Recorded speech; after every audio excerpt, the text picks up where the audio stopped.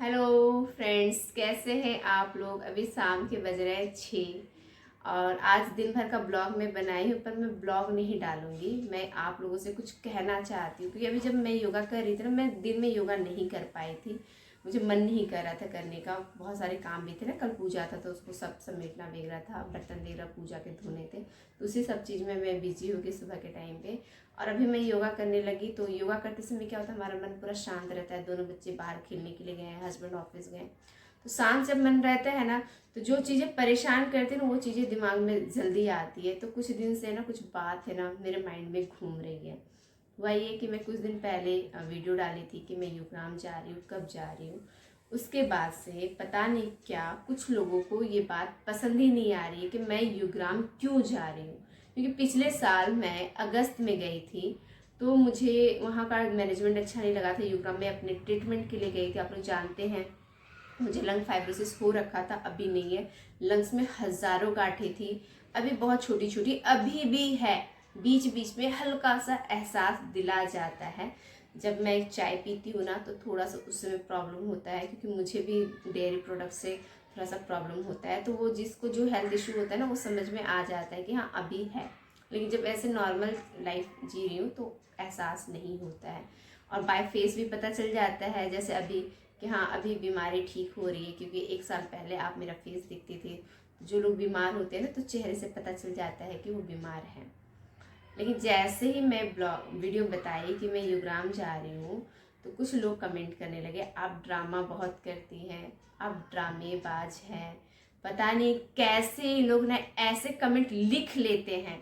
मैं तो किसी के वीडियो में ऐसा कमेंट लिख ही नहीं पाऊंगी। वो दिमाग में मेरे आएगा नहीं कि किसी को मैं ड्रामेबाज बोलूँ, समझ में नहीं आता है। और वो लिखते हैं कि मैं फ़ैन फॉलोइंग बढ़ाने के लिए इस तरह के ड्रामा करती हूँ।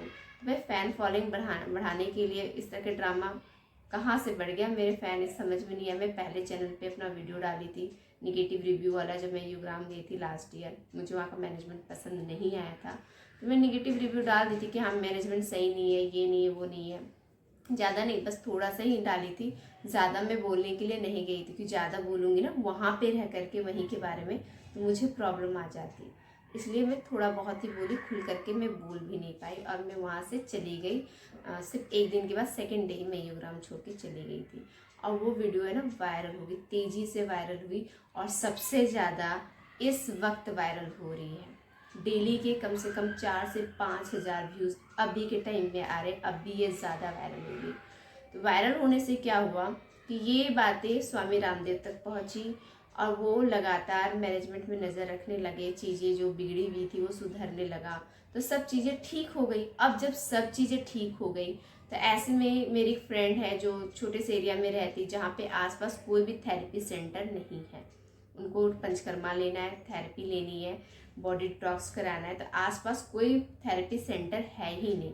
तो लास्ट में वो जा रही है युग्राम, क्योंकि आसपास कोई रहता तो वहाँ पे वो थेरेपी ले लेती, पंचकर्मा करा लेती, बॉडी डिटॉक्स करा लेती, उनको हेल्दी रहना है। तो अब वो जा रही है युग्राम, और वो मेरी क्लोज फ्रेंड है, तो चाहती कि मैं उसके साथ जाऊँ। मैं जो चीज़ें आप लोग को बता दे रही हूँ कि मैं युग्राम क्यों जा रही हूँ, वो मैं आपको बता रही हूँ, ताकि आपके माइंड में कोई कन्फ्यूज़न ना रहे। जब इंसान के मन में कन्फ्यूज़न रहता है ना, तो बहुत ही उटपटांग बातें उनके माइंड में आती, जैसे कि उसके बाद से काफ़ी नेगेटिव कमेंट मेरे वीडियो में आने लगे थे, जबकि हर वीडियो में आने लग गए।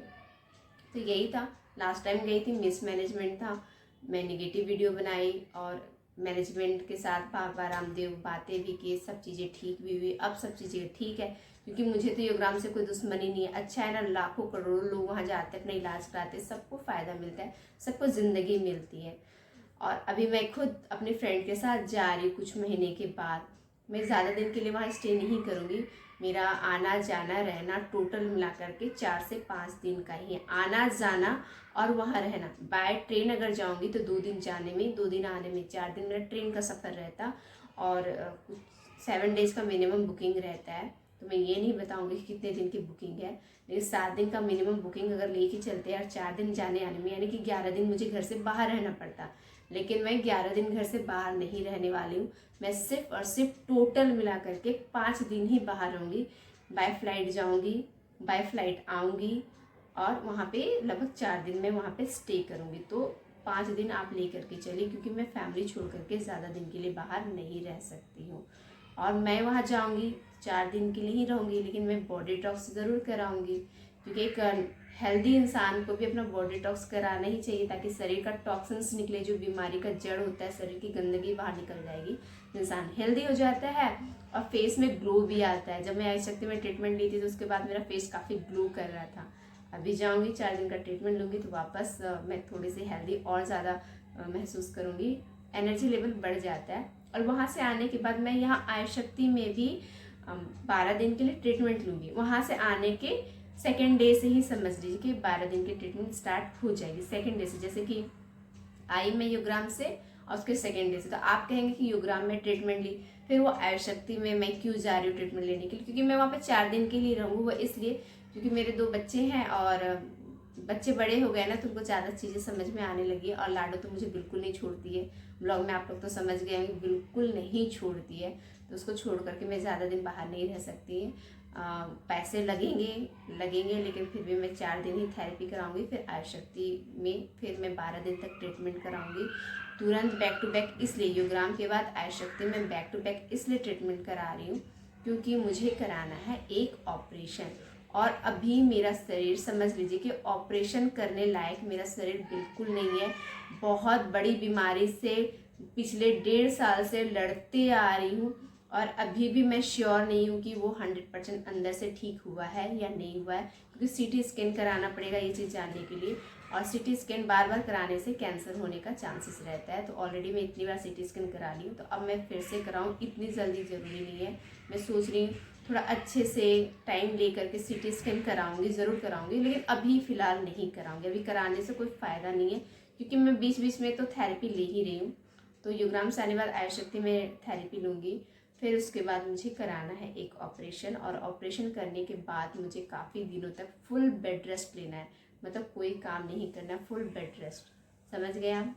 उस दरमियान मेरे हस्बैंड छुट्टी भी लेंगे, फैमिली का ख्याल भी रखेंगे। और जब मैं फुल बेड रेस्ट लूँगी तो मैं ब्लॉग बना पाऊँगी या नहीं बना पाऊँगी ये तो मैं कह नहीं सकती, लेकिन हाँ जो जुनून है ब्लॉग बनाने का, आप लोगों के साथ कनेक्ट रहने का, तो ये दर्शाता है। मतलब मुझे ऐसा लगता है कि मैं डेली ब्लॉग डालूंगी, ऑपरेशन वाले दिन भी डालूंगी, जिस दिन मैं डिस्चार्ज होके घर आऊँगी उस दिन भी नहीं डालूंगी, और जब मैं फुल बेड रेस्ट ले रही हूँ ना उस समय भी मैं ब्लॉग डालूंगी ही डालूंगी। क्योंकि कुछ फ्रेंड को मैं बताई हूँ कि मैं ऑपरेशन कराऊंगी, तो काफ़ी बड़ा ऑपरेशन है, तो कही कि क्या ब्लॉग नहीं डालूंगी इस दरमियान। मैं तो डालूंगी ही, चाहे कुछ भी हो, मेरा ब्लॉग तो आएगा ही आएगा, चाहे व्यूज़ कितना भी कम हो, 100 आए, 200 आए या 10,000 आए, मैं व्यूज़ कम आने की वजह से मैं ब्लॉग डालना बंद नहीं कर सकती हूँ।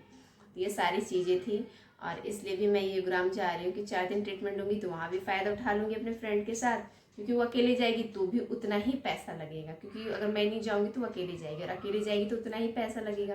तो इससे अच्छा है कि उसी पैसे में अपना इलाज करा लूँ। हाँ, फ्लाइट से आने जाने का खर्चा तो बनेगा, लेकिन ठीक है, इतना चलता है, फ्रेंड्स के लिए तो इतना कर ही सकते हैं, वरना फ्रेंड्स किस काम के, है ना। फ्रेंड्स कहने के लिए नहीं होना चाहिए, जब उनको साथ की ज़रूरत हो तो साथ देना भी चाहिए। और मेरे हस्बैंड काफ़ी सपोर्टिव है, जो भी मैं डिसीजन लेती हूँ मुझे 100% सपोर्ट करते हैं, कुछ नहीं बोलते हैं, कहते तुम जो करोगी अच्छा करोगी। उन्होंने इस बारे में कुछ नहीं कहा, उन्होंने कहा ठीक है तुम जाओ, मैं बच्चे संभाल लूँगा। अब मैं जा रही हूँ और मुझे ज़रूरत भी है थेरेपी की, तो वहाँ भी थेरेपी लूँगी, आयुष शक्ति में भी थेरेपी लूँगी, ताकि जब मैं ऑपरेशन कराऊँ ना तो मुझे कुछ भी कमज़ोरी फील ना हो। हाँ, दर्द होगा, थोड़ा सा बर्दाश्त कर लूँगी, लेकिन हाँ मेरा बॉडी तैयार हो जाएगा ऑपरेशन करवाने लायक। तो बस इतना ही कहना था। अभी लगभग 6:15 बज रहे हैं, अभी मैं ये वीडियो अपलोड कर देती हूँ अभी के अभी, और मैं योगा भी कर लेती हूँ एक घंटे के लिए, ज़्यादा नहीं। सुबह मैं नहीं की थी तो शाम में 1 घंटे के लिए करूँगी, फिर तो मुझे खाना पीना बनाना है, खाना नहीं बनाऊँगी तो बच्चे खाएंगे क्या। तो मिलते हैं नेक्स्ट ब्लॉग में। आप लोग अपना ख्याल रखिएगा, टेक केयर। मैं इसलिए कहती हूँ ख्याल रखिएगा क्योंकि ख्याल रखना बहुत ज़रूरी है। मैं जैसे अपना ख्याल रखती हूँ वैसे आप लोग भी अपना ख्याल रखिए। Bye bye.